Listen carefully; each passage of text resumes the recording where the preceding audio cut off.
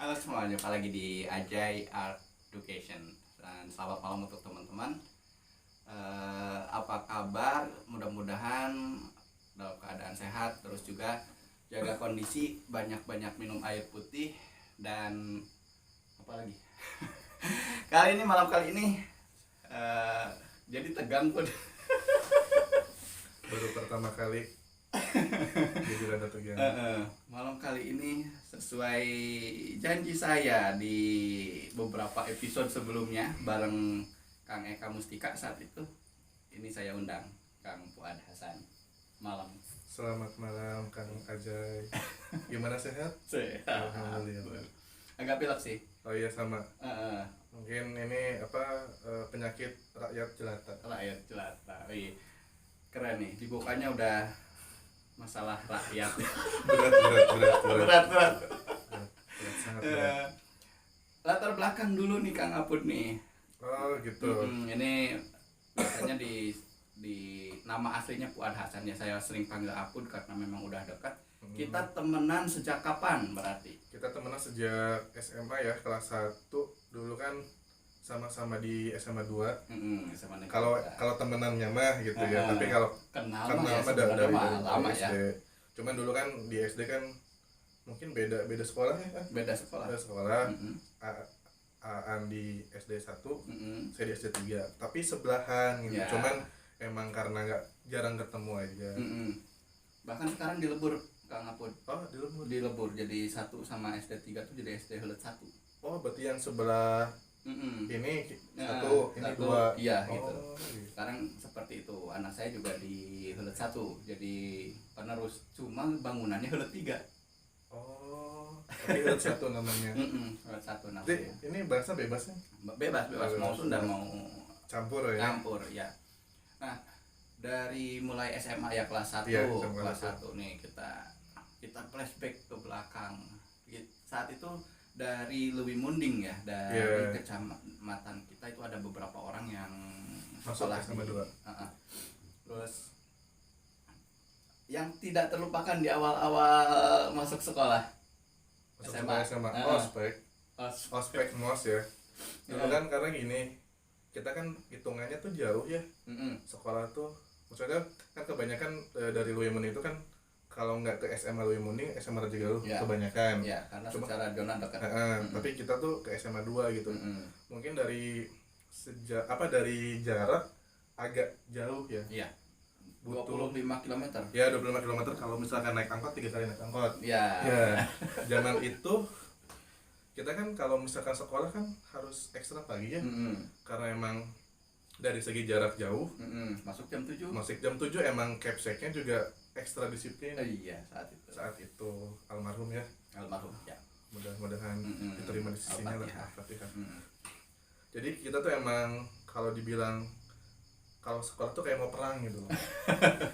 Amunisinya tuh emang sangat luar biasa sekali gitu. Kalau misalkan jarang naik naik angkutan umum kayaknya susah deh. Susah. Benar. 3 kali ya. Iya, 3 kali dari Dam gitu istilahnya, Dam Heuleut gitu ya. Ke Raja Galuh, dari Raja Galuh naik angkot Cigasong naik nunggu 1B dekat SMA 2. Dulu belum zamannya motor kan. Masih perjuangan. Ya, oke. Itu berarti perjuangannya nih. Yang tadi yang paling menariknya apa? Yang paling diingat nih pas saat ospek itu dengan jarak yang sedemikian jauh. Ya, kita dari rumah harus nyubuh.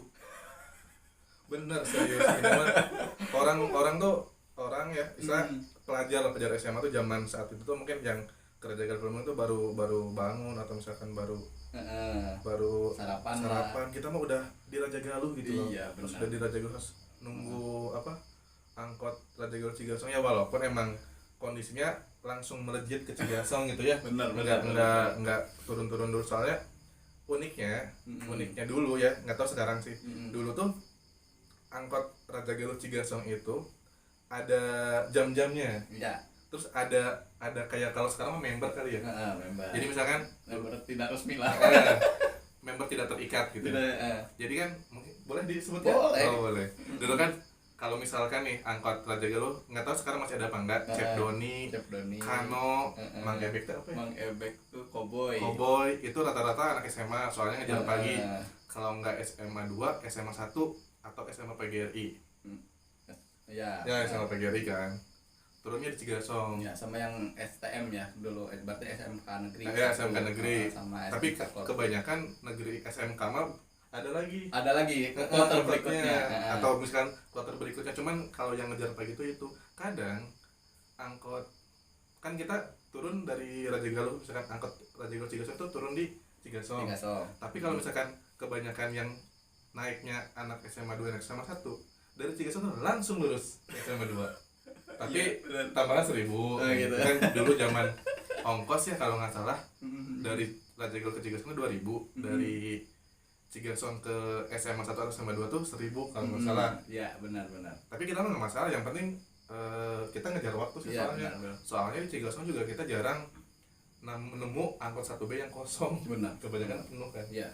Berarti kalau satu jalur atau sejalan itu 4.000 ya, dari Dam ke Raja Galuh 1.000, terus ke sana 2.000 ya, terus tambah lagi 1.000.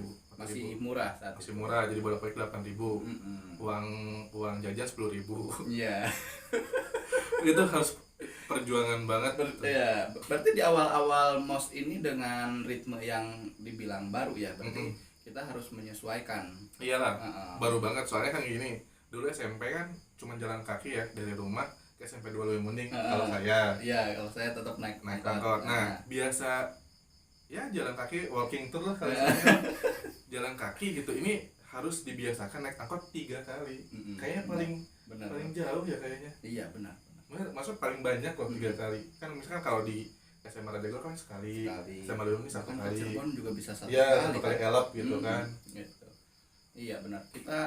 Kita pokoknya kalau kata bahasa Sunda mah sebuh diangkot. Kalau diangkot. Kalau diangkot. Durasinya kurang lebih setengah jam lah, 25 menit.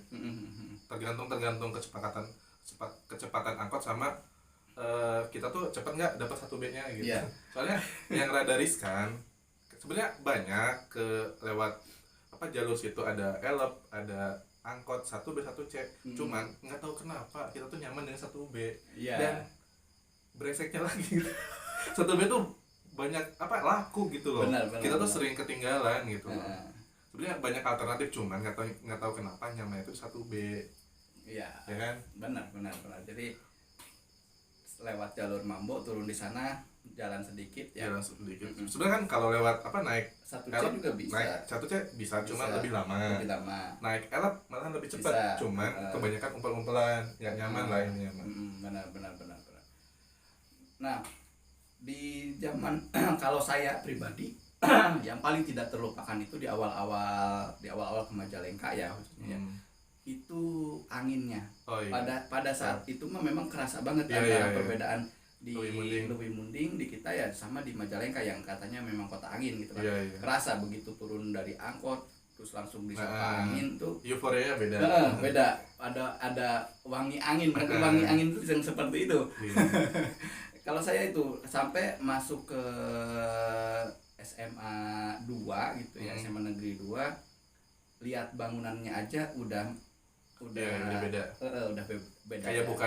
Kayak bukan sekolah pada umumnya lah. Jadi kayak punya keunikan sendiri, terus kayak emang punya nilai histori sendiri. Benar. Walaupun emang dulu belum tahu ya.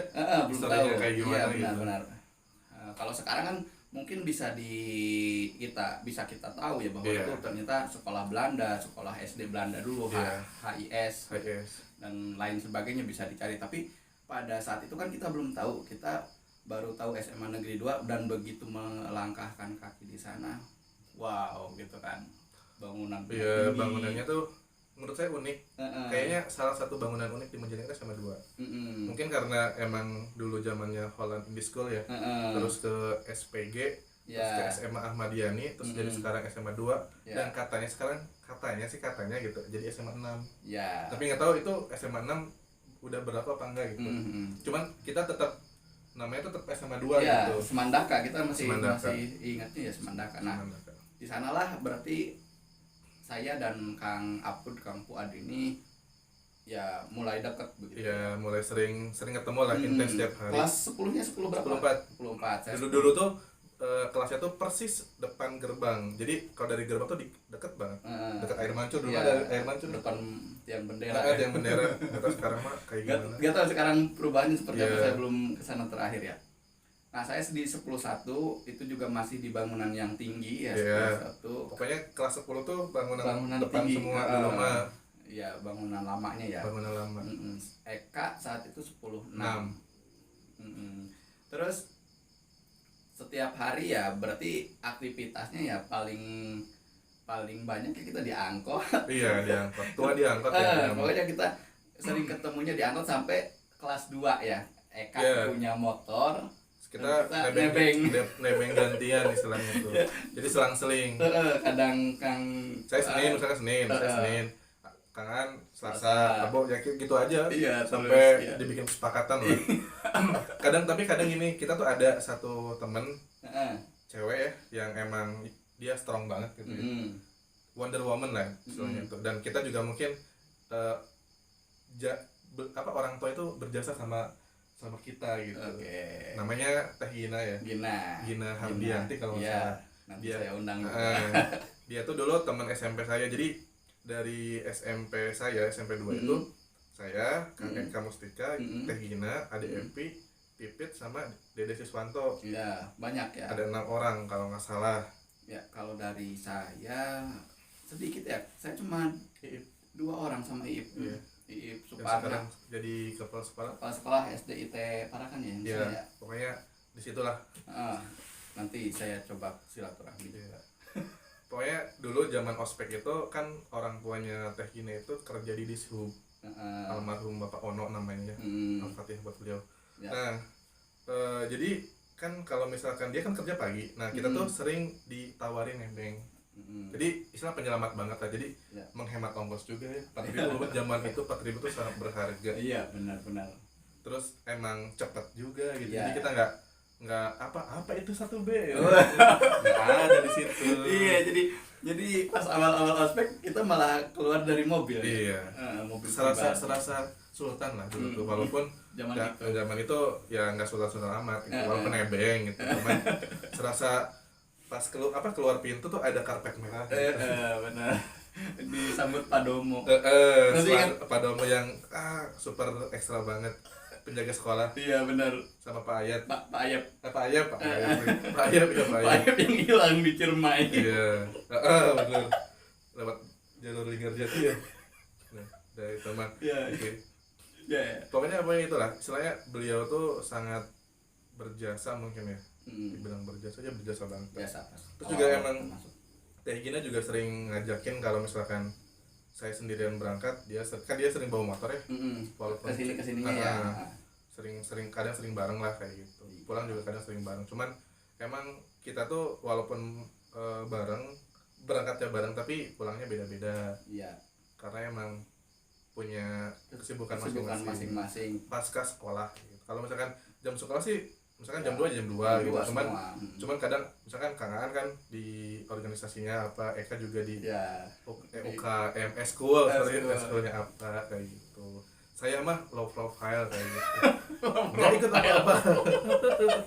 Kita mah langsung pulang aja lah. Berarti itu di awal-awal sekolah ya. Ya, terima kasih juga tadi untuk Teh Gina dan keluarga gitu ya yang turut bantu kita juga di awal membahas kebaikan Bapak semua lah. Terus juga itu melalui masa ospek dan seterusnya kita bersekolah di sana. Apa yang paling diingat memori tentang Kang Fuad bareng saya, bareng Eka gitu kan? Kalau kemarin Kang Eka sempat cerita ya study itu. Benar berarti. Karena gini, iya kan, study tour itu kan kelas 2 ya. Kita tuh kelas 2 tuh udah satu kelas. Saya, Eka, Aan. Yang lain tuh enggak ada yang satu kelas. Pokoknya kita yang dari Lumen itu kita bertiga satu kelas. Otomatis study tour itu satu bis. Iya. Ya kan? Satu bis. Bis 2. Enggak tahu bis berapa, pokoknya bis satu bis aja.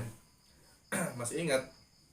Kita mah enggak ada goal ya ke ya maksudnya study tour tuh ya udah study tour aja gitu, nggak ada tujuan utama, ngalir aja lah ya ngalir aja sesuai itinerary gitu, sesuai jadwal inilah kita mengikut aja. Cuman kan yang rada-rada bukan riskan ya, yang rada-rada bergejolak dilematis sorry bergejolak. Yang dilematis kan Eka kan, dia tuh tadi itu tuh ada target beli gitar ya.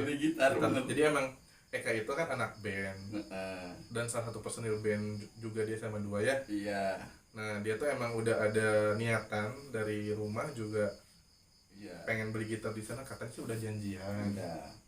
Sama seller Jogja katanya tuh. Nah waktu itu malam pertama itu ya, setelah check in lah, setelah check in hotel kita mah sibuk nyari oleh-oleh, main sama teman-teman se-IPA 2 gitu. Dia mah puasa. Pertama tuh enggak, dia tuh pertama tuh COD-an sekarang ya. Kalau zaman sekarang ya. Kalau zaman sekarang COD-an, cuman kayaknya nggak ketemu, nggak tahu emang gimana gitu. Ya, kalau versi Eka-nya kemarin itu ya, dia itu emang emang beneran nyari gitar gitu kan, jadi seller tersebut nyari tapi nggak ada yang tahu alamat itu. Malahan tiap kali dipakai beca sih tiap kali tukang beca nanyain di mana toko gitar, malah ditunjukin tempat kaos gambar gitar gitu. Gitu. Pantas. Dulu mah belum ada Gojek online ya? Iya benar. Nah kalau misalkan udah ada Grab atau ojek online mah kayaknya bisa gitu. Cuma sekarang mah kan dulu mah kan boro-boro ojek online gitu ya. Iya, dan saat kita tur kan malahan lagi ada isu yang SMS merah atau apa ya. Jadi semua handphone ya malah dimatiin. Ya itulah hoax lah. Hoax. Zaman itu kan udah ada hoax juga. Iya, gitu kan. Katanya apalagi kalau misalkan kita lagi deket menara selulernya, jangan sampai diaktifin pas malam itu ya. Iya, kita dimatiin semua dong. Jadi kita kan masih kemakan hoax juga karena dulu kan belum ada klarifikasi di Instagram. Iya benar, itu kan ya kayak gitu beritanya SMS merah, SMS berdarah ya atau apa ya kayak gitu ya, sampai pulang ya. Iya, jadi nggak ada yang ngaktifin HP makanya. Makanya pas momen serunya juga kan kita pas pulang dari study tour kan lewat Ciamis ya, lewat Ciamis terus kita turun di Cigasong. Iya. Nah itu tuh kalau misalnya jam 3 pagi nyampe Cigasong, sebenarnya dari wali kelas namanya Bu Evi itu udah ada tawaran, udah di sekolah aja turunnya, tapi kita maksa karena emang kalau ke sekolah harus balik lagi ke Cigasong, muter lagi dong. Jadi akhirnya kita turun Cigasong. Nah di Cigasong itu kita satu angkot itu bareng orang yang habis mancing. Benar. Dan itu baunya lumayan gak enak. Iya. Dan kita langsung menatap ke saya. Kenapa? Karena yang memungkinkan bau tersebut tuh Iya. Ditambah Eka tuh ada lagi sensitif banget karena gara-gara nggak jadi nggak kebeli lah, bukan nggak kebeli, jadi nggak nemu tokonya. Iya, jadi Eka itu di malam pertama aja udah sensitif, nggak ketemu. dia kesel dong, besoknya nggak malam pertama apa malam terakhir? Malam pertama. Soalnya kan kita inap kan. Jadi hari pertama tuh kemana dulu, terus inap di hotel. Nah pas hotel kan kita ke Malioboro tuh. Soalnya hotelnya Hotel Matahari kalau nggak salah, itu dekat Malioboro. Iya, berarti kan seharian sebelumnya kan kita tuh udah tur, berarti udah wisata ke satu tempat gitu kan. Orang lain mah jajan, orang lain nyari oleh-oleh. Dia puasa. Fokus nyari gitar, makanya tapi nggak dapet. Kemarin juga dia ngobrolnya kayak gitu, nahan lapar, nggak jajan, nggak beli oleh-oleh. Malamnya pas nyari nggak dapet. Jadi itu dia kesel sampai besoknya, pas kita pulang tadi lewat Ciamis, terus pas di Cigasong malah ketemu sama tukang mancing, bapak-bapak yang udah mancing.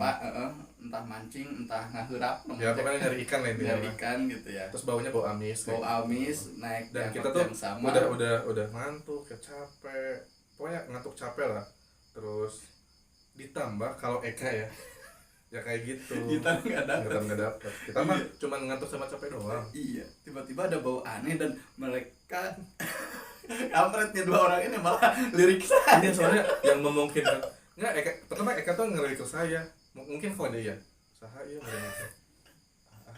Enggak, soalnya saya ingat pas saat itu cuma saya yang bawa bungkusan plastik. Oh iya, dari pantai Parangtritis ya. Parangtritis dan baju basah Oh, itu iya, disangkanya iya. mungkin Disangkanya itu itu. gitu kan. Kalau saya kan dulu dicuci dulu si bajunya tuh. Kita sama-sama berenang, cuman waktu itu saya dicuci dulu. Jadi emang basah, cuman nggak bau air laut. Ya, iya. Terus juga kalian mah lebih dulu ganti baju. Iya. Saya itu gara-gara kemakan omongan siapa ya? Sitri. Kayak pas orang lain foto-foto terus iya. bener, harus ngambil pasir pantai gitu ya. Oh saya itu. Enggak, jadi gini. Kan saya mah kalau misalkan ke tempat apa tuh minimal ada kenang-kenangannya. Iya. Nah saya tuh udah pantai mah apa tuh? Iya. Sudah pasir pantai. Kamu tuh nanya buat apaan? Oleh-oleh. Nah itu iya, terus gara-gara saya lama nyari botolnya. Iya, botol aqua. Yang lain mah udah pada ganti baju, udah Sudah foto bareng lah itu. Foto bareng gitu kan. Saya masih nyari pasir. Itu hal yang sangat-sangat berharga ya. Iya, benar. Tapi pasir itu ada sampai beberapa tahun loh, sampai masih disimpan. Masih disimpan gitu kan. Karena kenangan saya nggak ikut foto mungkin. Dan jadi kan setelah itu kan kalian udah cepet-cepet mau pulang, saya masih diganti baju tuh. Iya. Makanya buru-buru masukin plastik. Dan kalau nggak salah dulu tuh ya, Parangtritis pasca gempa ya. Jogja tuh pasca gempa. Jadi bangunan tuh nggak ada, maksudnya tuh masih berantakan masih lah, berantakan, nggak belum tertata. Benar. Jadi dulu juga sempat pas waktu study tour sempat ada isu kita nggak boleh ke Parangtritis. Cuman katanya aman ya udah kita aman. Iya, tapi durasinya sebentar sekali. Iya, sebentar. Iya, benar. Pokoknya kita tuh menjelang sore lah, pokoknya sunset di sana aja. Senja di sana. Bener, senja di sana kalau zaman sekarang anak senja. Oke, itu study tour terus juga sampai lulus ya, sampai lulus ya, dari SMA tahun 2009. 2009, Kang. Nah, ini yang lucu nih yang kita obrolin juga nih. Kalau Eka itu udah punya tujuan, tapi tujuannya agak aneh. Tujuannya dia mau jadi orang Bogor setelah lulus dan terwujud sekolah di Bogor. Ya, kalau Kang Fuad seperti apa? Dulu kan saya tuh pengen kelas di Jogja ya, di UGM kalau nggak salah. Cuman dapatnya di Unsud. Jurusnya apalah, fisika. Iya. Dan itu tuh nggak nyambung sama kerjanya sekarang. Jauh banget. Dulu juga kan, dulu tuh ya namanya juga anak SMA ya. Masih mikirnya tuh gampang gitu ya. Pengen jadi ilmuwan kayak gitu. Terus akhirnya kan masuk fisika. Cuman ya itu karena mungkin kuliah itu tak seindah di FTV gitu. Iya, benar. Kuliah itu kompleks banget. Iya, kuliah tak seindah di FTV, apalagi pasca kuliah. Nah, gitu. Tuntutannya lumayan berat lah. Iya. Tuntutan sosialnya. Iya, apalagi kita yang hidupnya di kampung. Iya, di kampung. Terus kuliahnya di Unsur kan, sampai 2016. Terus pulang ke Majalengka, nganggur. Bukan nganggur, serabutan lah ya, kerja apa aja sampai 2018 terakhir. Sebenarnya 2018 sudah dapat kerjaan, cuman hitungannya kontrak gitu ya. Jadi kayak program pemerintah gitulah. Di Bapelitbangda kalau nggak salah. Terus 2019 dapat kerjaan tetap, alhamdulillah sampai sekarang. Wah, ini udah pembukaan nih. Karena channel ini sebenarnya channel yang membahas tentang pekerjaan orang sebenarnya. Itu. Nah, itu tadi udah dibuka, tapi sebelum kesana sebelum akhirnya tercebur gitu ya, tercebur di jurusan fisika di jurusan fisika nih. Tadinya sebenarnya ngincernya apa, jurusan apa, atau minatnya kemana? Ke teknik. Dulu tuh pengen teknik elektro. Ya. Dulu tuh kalau nggak salah ada ELINS, elektronika instrumentasi di UGM. Cuman karena mungkin jodohnya di Unsur kali ya. Akhirnya keterima di fisika Unsur. Dulu tuh yang mikirnya yang penting negeri. Iya, benar. Itu yang penting negeri. Nggak tahu isinya kayak gimana, negeri aja. Dan kadang kita nggak berpikir ke depannya seperti apa ya. Jadi kalau misalkan teman-teman yang mau melanjutkan kuliah, jadi jangan cuman asal misalkan ke ekonomi. Ekonomi tuh banyak gitu loh. Ada manajemen, ada ekonomi pembangunan, ada akuntansi, ada apa. Ya. Jadi gini, makin tinggi sekolah itu makin spesifik. Ya. Jadi nggak kadang-kadang pola pikir masyarakat tuh gini, orang yang sekolah tinggi makin banyak bisanya gitu. Enggak. Jadi makin mengkerucut. Harusnya ya. Emang kayak gitu. Iya. Jadi misalkan gini, kalau misalkan kayak misalkan fisika gitu, S1 fisika. Itu tuh kan ada, kalau di Unsud ya, ini contoh di Unsud. Itu tuh ada kalau nggak salah 4 jurusan lagi, lagi. Ada fisika bumi atau geofisika, ada material, fisika material, ada instrumentasi, elektronika instrumentasi, ada fisika medik. Nah, kalau misalkan S2 dari fisika misalkan nih, udah lulus S1 fisika, ngambil TA-nya atau tugas akhirnya, atau misalkan dia lebih cenderung ke misalkan fisika material gitu. Nah, S2 tuh dia tuh lebih mempelajari tentang fisika material secara detail, misalkan tentang karbon kayak gitu. Yang dulu 2000 mana ya, pas zaman saya kuliah tentang karbon nanotube atau CNT. Nah, kebanyakan yang S2-nya itu biasanya mempelajari tentang kayak gitu, sampai mungkin gelar doktor lah, disertasinya kayak gitu. Jadi dia tuh emang ahli di satu ilmu tersebut. Biasanya kayak gitu. Cuman pandangan di masyarakat itu enggak. Jadi makin tinggi itu makin banyak ilmu tuh bisa. Iya, gitu. Benar. Itu sebenarnya salah. Makin tinggi itu makin spesifik. Misalkan kayak biologi gitu ya. Satunya biologi, dia tuh mempelajari tentang tumbuhan aja. Nah, tumbuhan tuh kan banyak. Misalkan tentang anggrek. S2 tuh anggrek. Misalkan terus sampai S3 tuh dia tuh bener-bener expert banget di anggrek kayak gitu. Berarti semakin spesifik ke satu hal atau satu bidang tertentu saja. Iya. Untuk sekolah semakin tinggi semakin mengerucut gitu. Iya. Jadi kalau di masyarakat kan, oh si itu mah S2 berarti dia bisa jadi kepala desa, dia bisa jadi ini, bisa jadi talent lah. Gitu. Sebenarnya makin tinggi makin dia makin ahli, cuman di bidang lain tuh nggak terlalu ahli gitu. Iya, gitu. Basic sih mungkin bisa, cuman nggak terlalu mendalam. Terus juga gini, hal yang unik di perguruan tinggi ya, KKN. Kan kalau di perguruan tinggi negeri, nggak tahu swasta mah ya, ada namanya KKN, kuliah kerja nyata, itu semester 7 rata-rata, 6, 7, 8 lah antara semester itu, tergantung kita mau ngambil juga. Nah, kan kebanyakan KKN itu kan ditempatkan di daerah yang rada terpencil. Emang rata-rata emang diperbantukan untuk membangun desa kan, karena pos daya kan, pos pemberdayaan masyarakat. Nah, ya sama, mahasiswa itu dianggap dewa gitu loh, bisa segalanya. Padahal kan enggak. Jadi kayak dulu kan saya kan fisika, suruh benerin lampu kayak gitu. Iya kan? Terus misalkan anak pertanian mungkin nyambungnya suruh bikin kompos, cuman kan dia kan kebanyakan ya emang mungkin ada yang belajar, tapi kan ada juga yang emang pertanian tuh pertanian apa kayak gitu. Misalkan kan pertanian juga ada yang agrotek, ada agribisnis, ada teknologi pertanian, ada teknologi hasil pangan, jadi macam-macam gitu. Enggak, pertanian tuh, jadi misalkan sarjana pertanian tuh tidak melulu bisa ngolah sawah kayak gitu. Jadi kan pokoknya spesifik aja. Gue bingung kalau ngejelasin ke masyarakat juga. Iya, pokoknya kalau pas KKN itu ya mereka nggak peduli, yang penting jurusan apa, yang penting mereka dianggapnya ya bisa segalanya. Namanya juga mahal. Iya.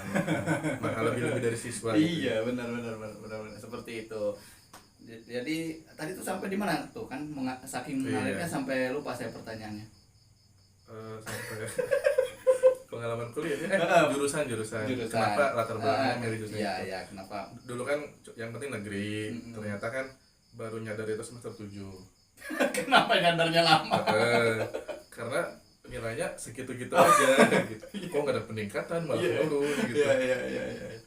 IPK-nya ya segitu-gitu, di bawah 3 lah. Nggak nyampe 3 pokoknya. Iya. Karena bisa terbayangkan bagaimana sulitnya fisika. Sebenarnya bukan sulit, saya aja yang males. Oh gitu. Soalnya banyak sih teman-teman juga yang IPK di atas 3, tapi ada juga yang di bawah 2. Ya. Sebenarnya gini ya, kalau udah mahasiswa itu kan kita nggak bisa ngejamin kita itu pintar gitu. Walaupun emang dulu SMA-nya pintar, Tapi kalau misalkan lingkungan di kosannya gitu ya, jadi kalau misalnya malas mah ya tetap aja malas. Oke. Pokoknya mahasiswa itu banyak kemungkinannya lah.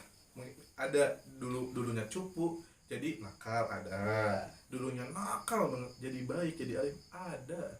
Iya. Pokoknya semua kemungkinan tuh pasti terjadi pas kuliah. Mungkin kalau SMA masih bisa kekontrol mungkin ya, karena mungkin masih bisa masih hidup sama orang tua lah.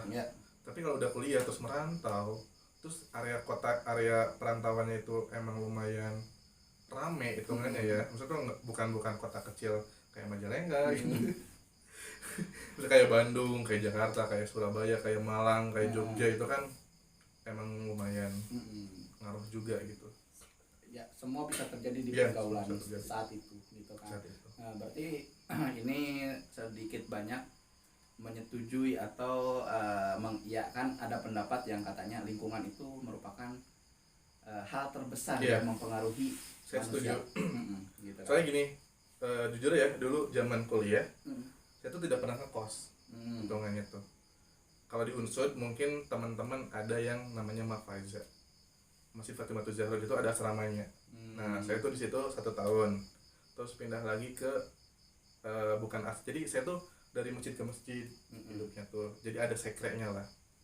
Nah mungkin kenapa saya memilih hidup seperti itu, pertama saya nggak mampu ya, orang tua, jadi saya kasihan gitu, orang tua tuh udah dibebani uang kuliah gitu, uang kuliah, terus uang jajan itu, uang keseharian, terus ditambah lagi uang kos. Nah saya mencari alternatif seperti itu sampai beres gitu ya. Tapi alhamdulillahnya tuh yang minimal sholat 5 waktu mah kejaga lah. Udah itu aja pokoknya. Lingkungan kuliah tuh emang bener-bener ekstrim itu. Bahkan untungnya di Purwokerto nggak ada ya kosan campur ya. Kalau di Bandung mungkin kalau saya mau. Nah itu bener gini, saya pernah gitu ke Bandung ke teman lah gitu. Kirain tuh kosan cowok gitu ya. Tapi pas ke situ kan kalau ke Bandung tuh nggak PP gitu, nginep gitu ya, karena emang pengen sekaligus main lah. Kirain tuh kok yang keluar kok banyak cewek gitu ya, rada kaget ya. Pokoknya ada di sebuah universitas lah gitu, nggak usah sebut namanya ya. Jadi rada kaget juga, ini kosan ini bener nggak ya gitu. Pas saya nelpon kan dulu belum zaman udah ada WA lah dulu. Ada ya? Udah. Cuman dulu tuh paling gampang kan dulu kan WA belum bisa telepon kalau salah, cuma chatting doang. Telepon biasa, ini saya udah di kosan ini. Oh iya, udah tunggu aja katanya tuh. Pas dia keluar, oh iya bener, ini kosan dia gitu, cowok, teman saya cowok. Pas udah masuk gitu, saya nanya kan, ini kosan cowok, ini campur, serius? Iya campur. Berarti cewek cowok? Iya cewek cowok. Ya itu buktinya banyak cewek banyak cowok gitu. Oh iya ya, emang bisa ya, bisa aja gitu. Oke, ya Bandung apa sih yang nggak bisa gitu ya. Benar. Tapi itu maksudnya saya kan baru di Purwokerto kan kayaknya nggak ada ya, jadi semacam kaget kalau dapat kosan yang campur. Kan kita mah kan kalau campur kan wah peluang kayak gitu ya. Itu mah kalau misalkan inilah ya, kalau sekarang udah lumrah mungkin tapi nggak tahu gitu ya. Tapi balik lagi ke kitanya. Ya, balik lagi ke kitanya. Sebenarnya mungkin tergantung kitanya juga lah. Bagi Kang Fuad kaget, bagi saya seneng. Iya mungkin. Kaget. Saya lebih ke apir. Parah. Ya.